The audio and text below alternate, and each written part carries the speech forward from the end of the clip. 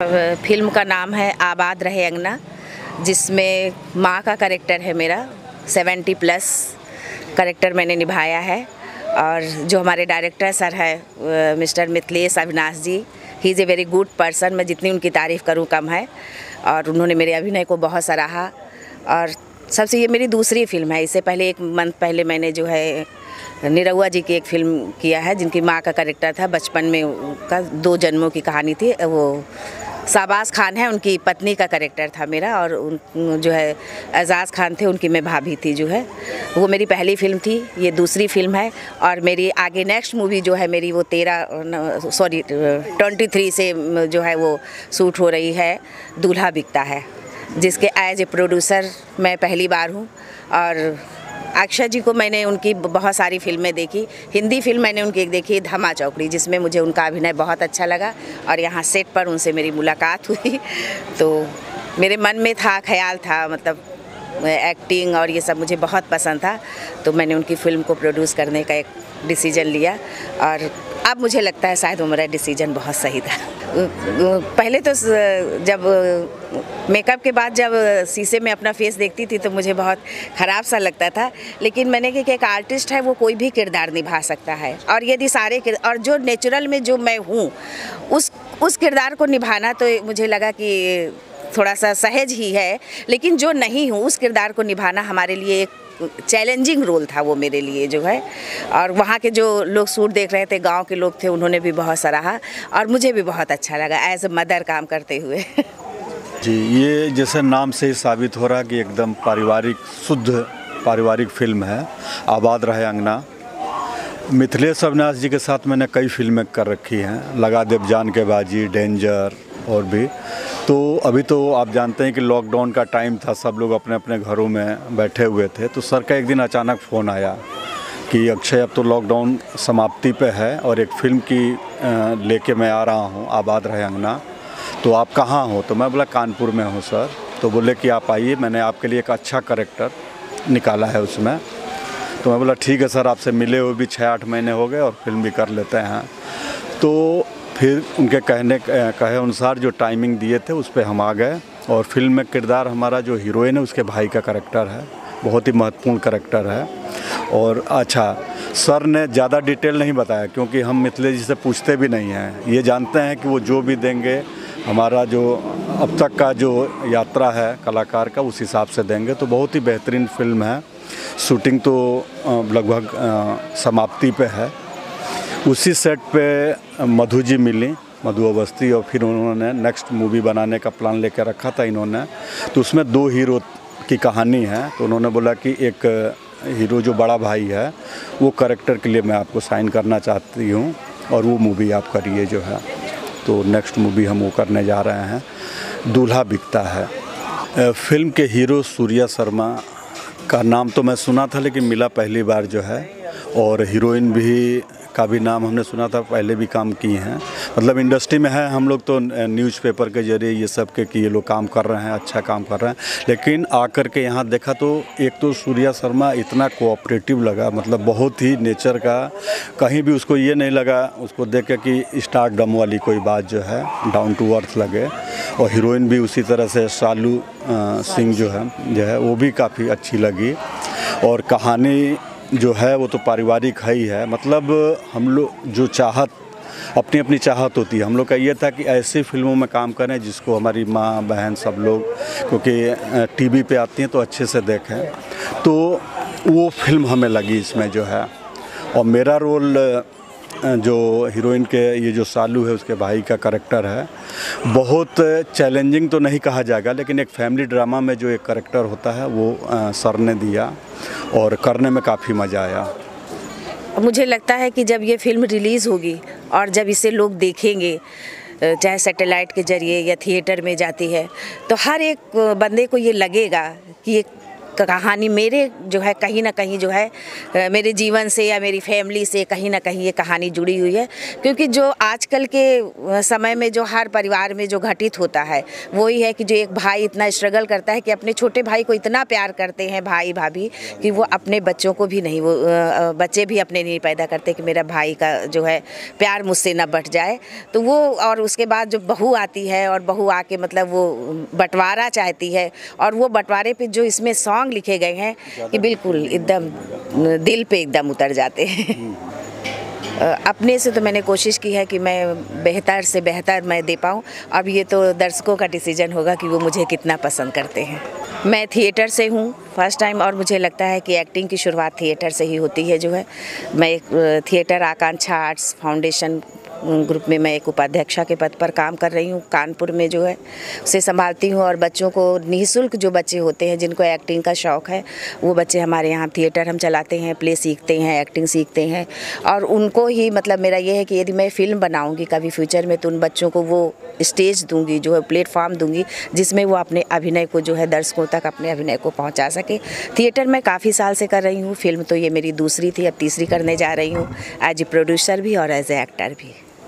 हाँ बहुत सारे ऐसे लोग होते हैं जो कहीं किसी न किसी तरह से मदद करते हैं। और मैं भी जो है स्कूल में मैं वाइस प्रिंसिपल हूँ और मैं मेरी जो भी अर्निंग होती है मेरी वो सब थिएटर के लिए होती है। मैं तो दर्शकों से ही कहना चाहूँगी कि जैसे ये थिएटर पे आए खूब बड़ी संख्या में आप लोग जाएं, इसको देखें और हमारी इस फिल्म के प्रोड्यूसर को, डायरेक्टर को और हीरो हीरोइन यानी जितने भी कैरेक्टर हैं सबको देखें और उनके अभिनय को और ऊंचे तक लेके जाए, उनको और आगे बढ़ाए। क्योंकि जब एक एक्टर ऊंचे बढ़ता है तो उसमें बहुत बड़ा क्या मैं तो कहती हूँ 100% हाथ जो है हमारी ऑडियंस का होता है और वही हमारे माई बाप हैं। और शुरुआत वही जैसे कहा गया है हर एक का शुरुआत थिएटर से ही होता है। तो कानपुर में हमने थिएटर किया, फिर मुंबई जा कर के हमने वहाँ थिएटर किया और स्ट्रगल भी करते रहे। उसके बाद काम तो मिलना शुरू ही हो गया। बड़े पैमाने पे काम मुझे धमा चौकड़ी में मिला हिंदी मूवी में और हिंदी सीरियल वगैरह भी करते रहते थे और भोजपुरी फिल्में भी मिलती रहीं। बीच में थोड़ा सा गैप आ गया था, ज़्यादा ध्यान देने लगे थे थिएटर पे जो है। वही मनोज वाजपेयी वाली बातें कि नहीं अगर मतलब का मिल रहा है तो थिएटर में ही अपनी जो भड़ास है उसमें निकाला जाए जो है, तो वही मैं करता रहा, बेहतरीन चीज़ों का इंतज़ार करता रहा। तो अभी शुरुआत हो गई है। अभी लॉकडाउन के पहले एक फ़िल्म हमको मिली थी अंतर्व्यथा जो है, तो वो फिल्म में काफ़ी कुछ करने को मिला। फिर लॉकडाउन हो गया, उसके बाद मिथिलेश जी ने मुझे कॉल करके इस फिल्म के लिए बुलाया जो कि भी मुझे दिल को छूने वाली फ़िल्म लगी, इसलिए मैंने अब शुरुआत हो गई है। फिर ये मधु जी नेक्स्ट मूवी के लिए कर रही हैं, तो फिर से हम दौड़ने के लिए तैयार हो गए हैं। दर्शकों से यही कहना चाहेंगे कि एकदम पूरा शुद्ध मतलब पारिवारिक फिल्म है जिसका आप लोग को इंतज़ार रहता है। तो आप लोग फिल्म बनने के बाद जब लगेगी 2-3 महीने बाद जो है, जो भी प्रोड्यूसर लोगों की योजना है, तो खूब भारी तादाद में सिनेमा हॉल में जाएं और देखें और हमें ढेर सारा आशीर्वाद दें। फिल्म तो बनी रही है लेकिन जो आर्टिस्ट हमारे जिस कैरेक्टर के लिए उचित होंगे, जिसके लिए वो डिज़र्व करते होंगे, वही कैरेक्टर उनके अंदर मतलब चाहे उनकी बॉडी लैंग्वेज हो या उनकी एक्टिंग हो जो जिसके लिए उपयुक्त है। ऐसा नहीं कि मैं थिएटर करती हूँ और मेरा ऐसा कमिटमेंट है कि मैं बच्चों को प्लेटफॉर्म दूंगी, ज़रूर दूंगी जो है, लेकिन जो जिस लायक होंगे जो है। थिएटर मैं करीब 8-10 साल से मैं थिएटर कर रही हूँ। अगर मैं सच में बताऊँ तो मैं जब अपने स्टूडेंट लाइफ में थी तो मैं अपने कॉलेज में ही खुद लिखती थी, खुद डायरेक्ट करती थी और खुद एक्ट भी करती थी और साथ में लोगों को लेके छोटे छोटे प्रेशर, तो वो मुझे बचपन से मतलब मेरा ये शौक़ था। इसके बाद आके स्कूल में भी जो है आई, मैं एज ए वाइस प्रिंसिपल मैं स्कूल में कार्यरत हूँ और मेरी सैलरी जो है वो मेरे थिएटर में जाती है जो है, क्योंकि थिएटर में कोई पैसा नहीं मिलता कहीं से, लेकिन फिर भी बहुत सारे इनिशियल खर्चे होते हैं जिनको पूरा करने के लिए जो है। और मैं आखिरी सांस तक इस कला के लिए अपना सर्वस्व न्यौछावर करती रहूँगी। जो कुछ भी ईश्वर ने हमको दिया हुआ है सब कुछ इस कला के लिए है और उन बच्चों के लिए है कि जो कहीं ना कहीं पे पैसे के अभाव में या प्लेटफॉर्म के अभाव में उनके अंदर कला होती है, टैलेंट होता है, लेकिन वो वहाँ तक पहुँच नहीं पाते हैं। उनकी कला को, उनको टैलेंट को जो है दुनिया तक पहुंचाना, उस प्लेटफॉर्म को देना, यही मेरा मकसद है। थिएटर ग्रुप हम लोग भी थिएटर से ही हैं और हम लोगों ने बहुत सारा स्ट्रगल किया, लेकिन इस तरह का प्लेटफॉर्म कहीं नज़र नहीं आया। करते थे और अपना स्ट्रगल खुद से करना पड़ा। लेकिन आकांक्षा आर्ट्स फाउंडेशन जो थिएटर ग्रुप है वो इस तरह का पहल कर रहा है, जो भी अपने सीमित साधनों से एक शहर से शुरू करके, तो ये हम सबके लिए एक बड़ी खुशी की बात होगी। और ऐसा सब लोग प्रयास करें तो काफ़ी समस्याएं हल हो सकती है। कलाकारों की जो जगह जगह भटकना पड़ता है वो लोग न भटकें। एक छोटा सा, बहुत बड़ा तो नहीं कोई दे सकता, लेकिन एक सीढ़ी दे सकते हैं, फिर वो लोग आगे बढ़ के और भी मंजिल पा सकते हैं। तो आकांक्षा आर्ट्स बहुत सराहनीय काम कर रही है। मैं धन्यवाद देना चाहता हूँ आकांक्षा आर्ट्स फाउंडेशन को। मुझे जब जब बुलाएंगे तो मैं ज़रूर जाऊँगा, और जो मैंने अब तक जो 20 सालों में सीखा है वो मैं वहाँ शेयर करूँगा, बच्चों को बताऊँगा। ये तो हमारे गुरु हैं, तो गुरु चेला सब पहुँचेंगे वहाँ पे, जो सिखाया जाएगा, अपने अनुभव शेयर करेंगे, जो हमने भी थिएटर फिल्मों से और स्ट्रगल में जो हमने सीखा है। मेरी शुभकामना है, मैं पूरे हिंदुस्तान में चाहूँगा कि आकांक्षा आर्ट्स का स्वर गूंजे। बड़ा अच्छा कार्य है और मेरा पूरा सपोर्ट है इन लोगों के साथ, क्योंकि मुझे भी हमदर्दी है अपने कलाकार भाइयों से।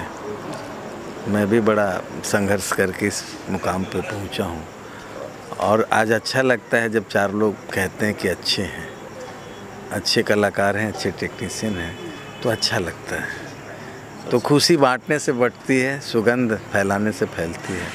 तो आकांक्षा किसी तरह तरक्की करे, खूब तरक्की करे और बहुत सारे कलाकारों को मौका दे। थिएटर का तो यही एक मज़ा है, या तो निकलता नहीं और निकलता है तो बहुत बड़ा निकलता है समझे, क्योंकि संघर्ष से ही सफलता मिलती है। मेरा मानना है कि अगर इंसान में संघर्ष शक्ति है, ईमानदारी और मेहनत से, लगन से काम करे, तो 2-4 सालों में अच्छा डेवलपमेंट होता है।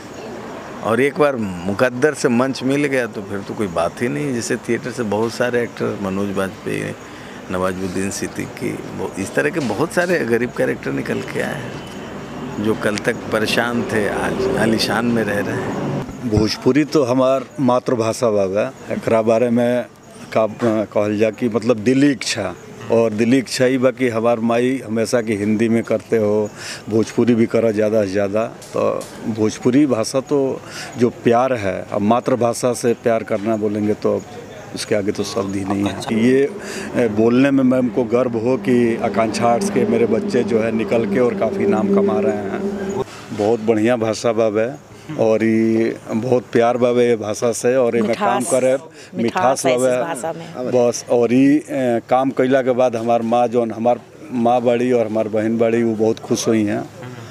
कहें से कि अपन भाषा बाबे में काम करे के चाहिए, कि बहुत आगे बढ़ावे के चाहिए, और के आगे बढ़ाव में हमार जितना योगदान हो सकी पूरा कोशिश करे जो है। मिट्टी में जन्मा हूँ, मिट्टी में खेलूंगा और मिट्टी से ही शिक्षा दूंगा। बस यही कहूँगा सर, एक बार वापस ये शायरी। मिट्टी में जन्मा हूँ, मिट्टी में खेला और मिट्टी में ही पढ़ूंगा, बढ़ूंगा और झंडा गाड़ूंगा। जय हिंद।